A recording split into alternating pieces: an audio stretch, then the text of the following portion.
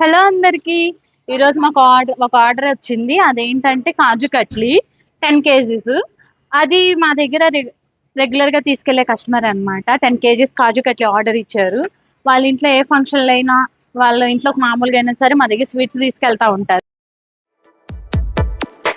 ఈ జన్మమే రుచి చూడడానికి దొరికెరా.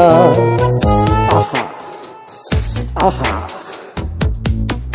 ఈ లోకమే వండి వార్చడానికి వేదికరా.